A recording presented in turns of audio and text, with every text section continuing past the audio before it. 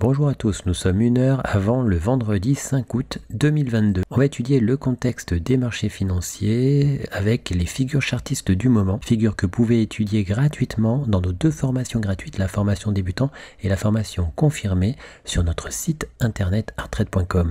On commence avec le Bitcoin, le BTC USD qui avait évolué à la hausse et qui était revenu dans des zones où on avait pris une position à la vente avec un stop au-dessus. Ça a évolué à la baisse et puis on a fait le stop suiveur ici, donc si ça remonte, on récupérera du gain. Entre-temps, on s'aperçoit qu'il y a une épaule tête épaule qui a cassé ici à la baisse et qui donne des objectifs chartistes baissiers. En H4, on avait toujours notre même scénario, on imagine un drapeau de parallèle avec une incursion dessus, une deuxième incursion dessus, c'est là qu'on est rentré en position et on imagine une baisse progressive pour venir ensuite sur le support du drapeau et éventuellement casser ce support pour aller à des objectifs très baissiers, reprendre ainsi une tendance très baissière qu'il y avait avant la formation du drapeau.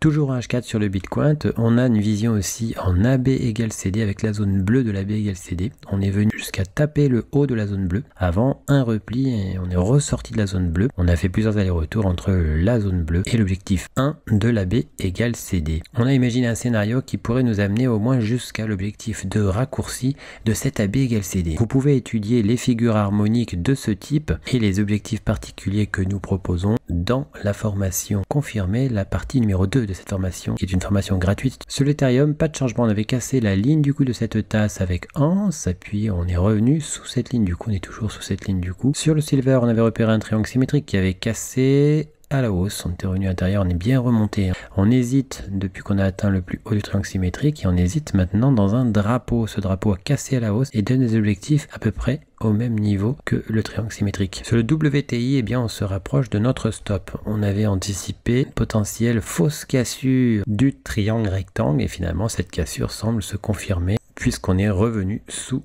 le plat de ce triangle rectangle. On a un objectif aussi du drapeau. Sur le CAC 40, on a fait l'objectif tout récemment de ce double creux.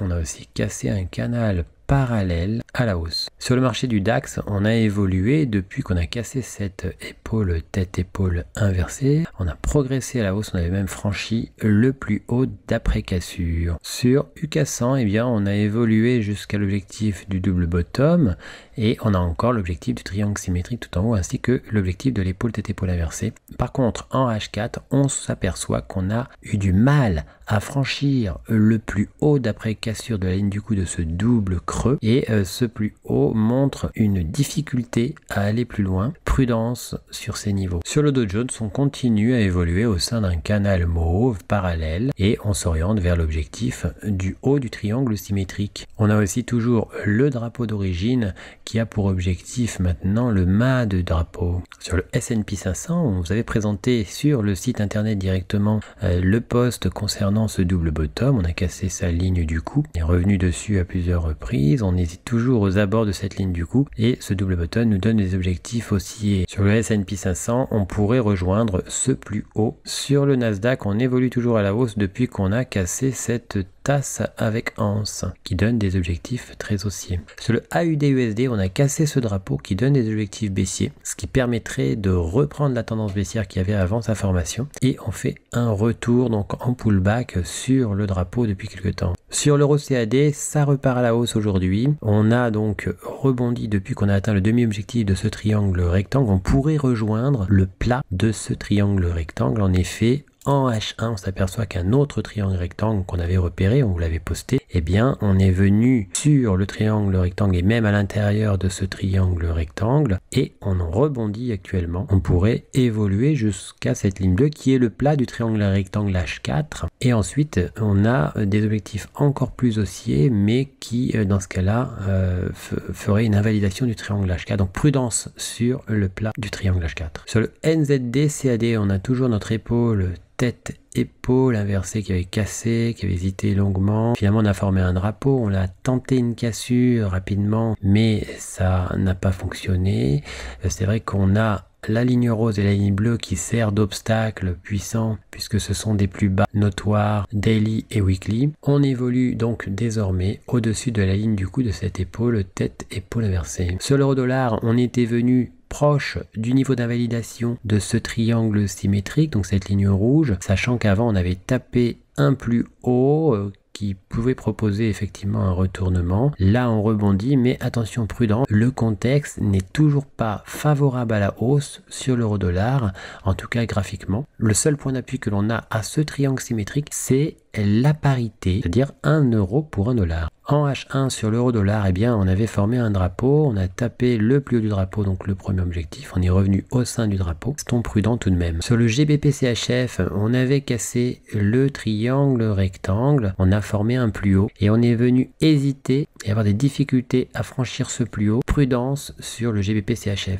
Sur le GBP-USD, on avait cassé une épaule tête-épaule inversée, on pourrait revenir sur sa ligne du coup. Sur l'euro-GBP, on a eu du mal à rejoindre l'objectif du drapeau jaune et on fait un rebond actuellement. Sur l'euro-AUD, on a imaginé une potentielle formation d'une épaule tête-épaule inversée, mais celle-ci ne sera effective que si on devait hypothétiquement casser sa ligne du coup. En H4, la cassure de la ligne du coup supposée proposerait une remontée en direction du triangle rectangle. Sur le AUD-CHF, on a toujours ce triangle symétrique. On était rentré en position, on a été stoppé au break-even quand c'est remonté. Et pour autant, on a rebondi sur la pointe du triangle symétrique. Et on pourrait tout de même continuer et s'orienter tout naturellement vers les objectifs chartistes de ce triangle symétrique. Sur le CAD-CHF, on est revenu au sein du triangle rectangle après avoir atteint le demi-objectif du triangle rectangle et finalement on ressort à nouveau de ce triangle rectangle. On pourrait s'orienter vers les objectifs du triangle rectangle qui coïncide avec le bas du drapeau jaune et ensuite on a l'objectif du drapeau jaune tout en bas. Sur l'USD-CAD, on oscille et on hésite toujours à rejoindre le triangle symétrique. En H4, on a imaginé un scénario de rebond juste avant la touche du triangle symétrique, un rebond qui pourrait s'opérer jusqu'à la parallèle à cette ligne verte, donc cette ligne pointillée. Sur le GBP-AUD, le triangle rectangle mauve d'origine qui avait cassé ici est toujours d'actualité. On n'a pas réussi à l'invalider ici, on est remonté au-dessus et on hésite autour de la résistance du triangle rectangle. Attention, il y a aussi un triangle rectangle vert qui lui propose un objectif contraire, un objectif baissier